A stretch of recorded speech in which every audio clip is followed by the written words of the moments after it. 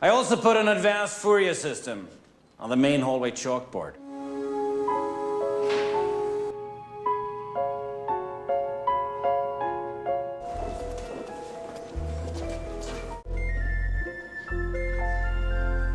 This is correct. Who did this? So without further ado, come forward, silent rogue, and receive thy prize. My colleagues and I have conferred, and there is a problem on the board right now that took us more than 2 years to prove.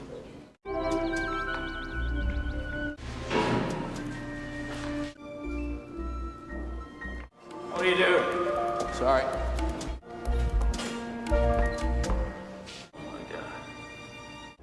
Looks right.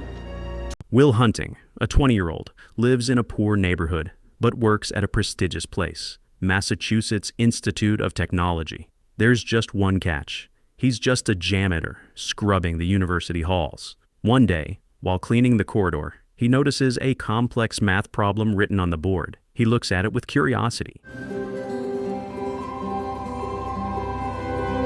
It was placed there by the local professor, Gerald Lambeau.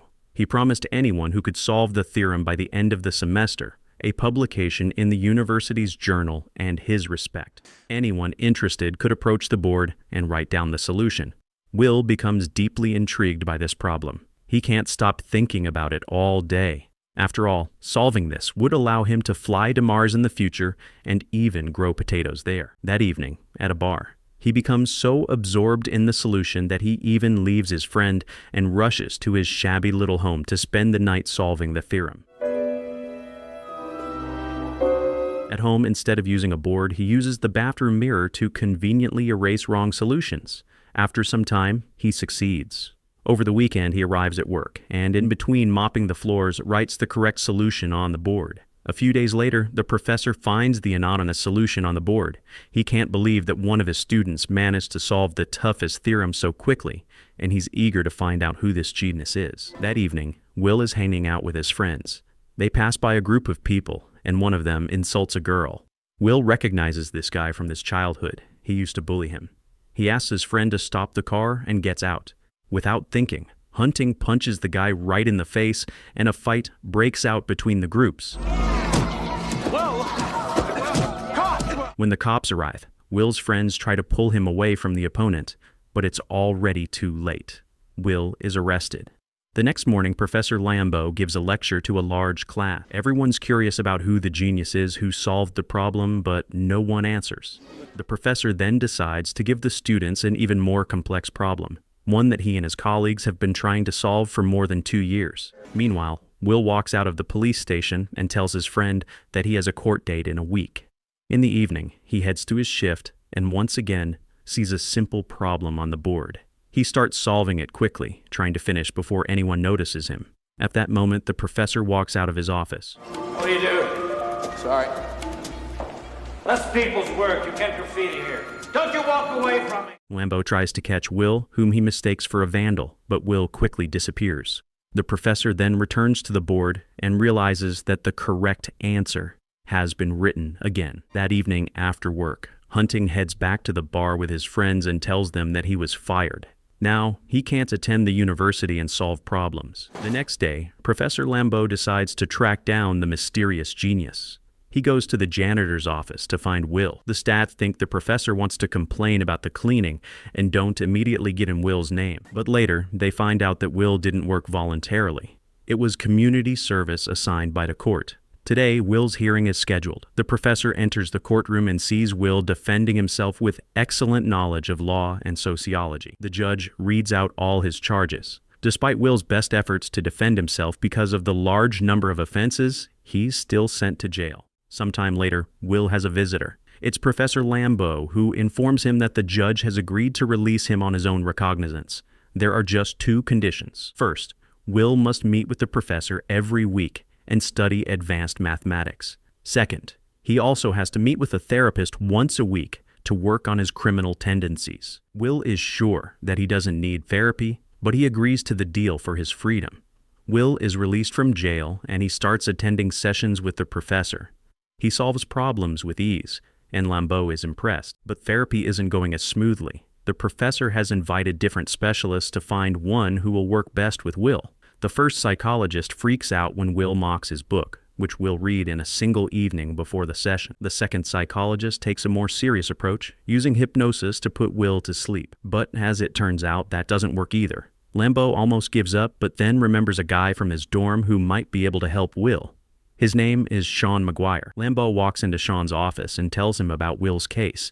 He invites him to discuss the details at a restaurant. At first, Sean doesn't want to take Will because of his busy schedule, but the professor convinces him by saying Will is an exceptional case and compares him to a guy from India who, 100 years ago, made significant discoveries without any education. During the first session, Will acts as usual, making sarcastic remarks and mocking the therapist. However, Sean doesn't fall for his provocations. Even when Will says that the painting the therapist made is complete crap, Sean doesn't lose his cool. Only when Will starts prying into Sean's personal life, mentioning his wife, does Sean finally snap. After the session, Professor Lambeau sees that Sean is upset. He tells Sean that he can quit, but the therapist insists on seeing Will again in a week. After the session, Sean spends a long time thinking about Will's comments about his wife. The loneliness eats at him. Meanwhile, Will goes on a date with a girl named Skylar from the bar. She tells him that she inherited a lot of money from her father and plans to apply to Stanford University. They have a great evening, and at the end, they kiss at a diner. The second therapy session arrives. This time, Sean decides to hold it not in the office, but on a park bench. Will starts his usual sarcastic act, but Sean interrupts him. He tells Will that he's been thinking a lot about his words and now has something to say. In Sean's eyes, Will is still just a little boy who knows nothing about real life. He may learn facts about all the artists in the world, but he's never left Boston and never seen their work in person. He can quote works about war, but he's never been on the battlefield. He can recite sonnets about love, but he's never truly loved or been vulnerable in front of a woman. But the most important thing, Sean himself will never understand the pain of an abandoned orphan until Will opens up to him. During the next session, Will stays quiet the entire time. Sean remains calm, confident that Will is just testing him, and he's right.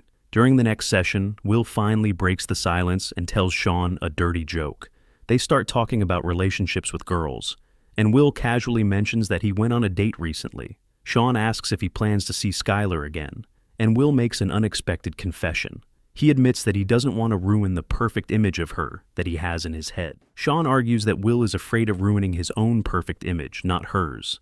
But that's what real relationships are about, Sean says. He shares a personal story about his wife, who recently passed away from cancer. He tells Will about the funny little quirks she had. Those things are what he misses the most. True intimacy comes from accepting each other's imperfections. In order to know if you've made the right choice, you need very close relationships. For the first time, Will listens. He visits Skylar in the dorm. She's surprised to see him since he hasn't called in a while, but agrees to go out with him. They go to the dog races and have a great time. Skylar asks Will where he grew up and how. Will says he's from Boston, but lies about his family. He invents a wild story about having 12 older brothers. Even worse, he has to promise Skylar that he'll introduce her to his family soon.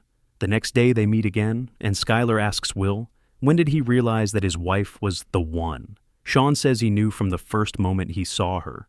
He tells Will the story of how he once scored tickets to a rare baseball game, but didn't go because he met a beautiful girl at a bar instead. Skylar keeps insisting that Will introduce her to his real family, but he still refuses to tell the truth. So, he decides to at least introduce her to his friends, including Chuck. Surprisingly, Skylar fits right into their group, joking and drinking beer with everyone.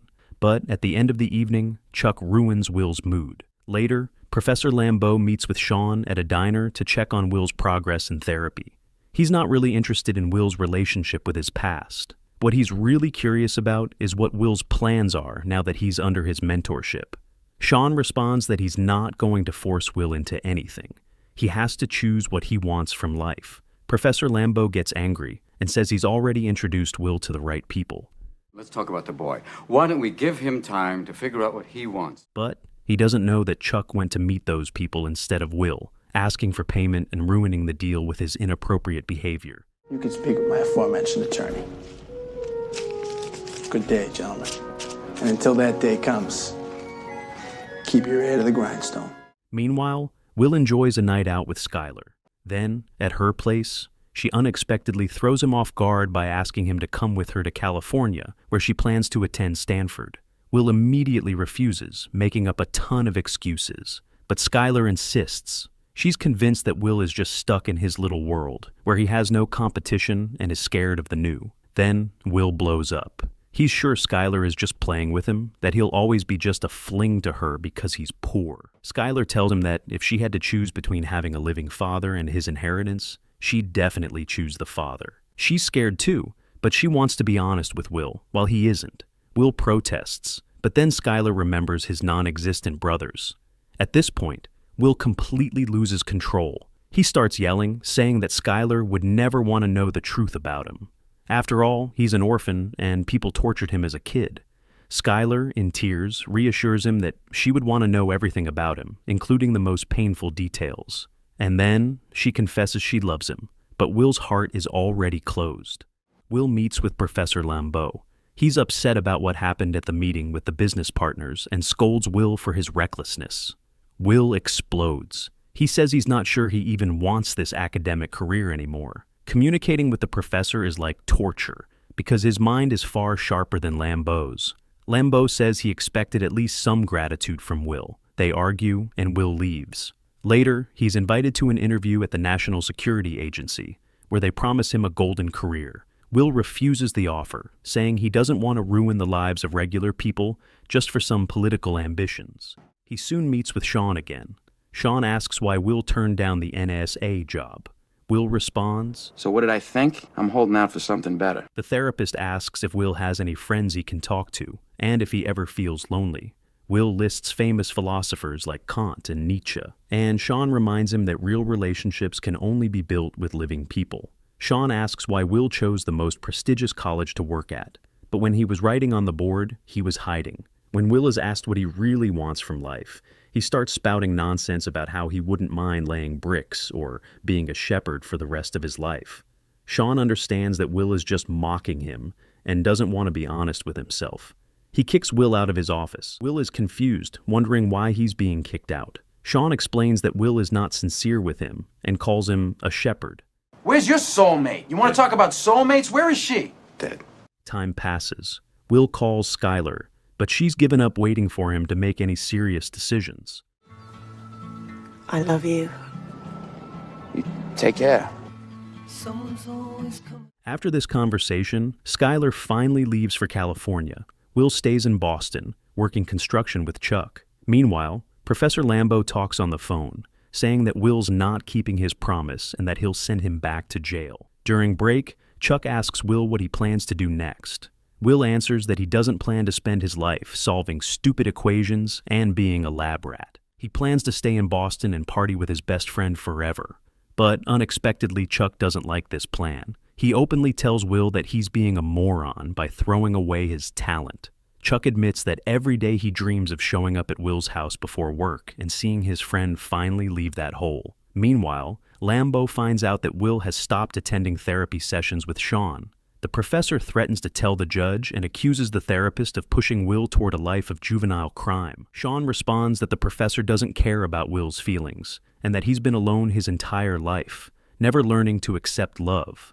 But Lambeau doesn't listen. He's paranoid now, convinced that Sean is just getting back at him for his successes. The therapist can't believe his ears. This self-satisfied idiot really thinks Sean is jealous of him. Sean says that he's only concerned about Will's destiny and his true desires, which Lambeau could easily crush and make Will feel like a failure. Lambeau quietly leaves, leaving Will alone with the therapist. Sean explains to Will that his fight with Lambeau isn't personal. They have a long history together. A lot of that stuff goes back a long way between me and him.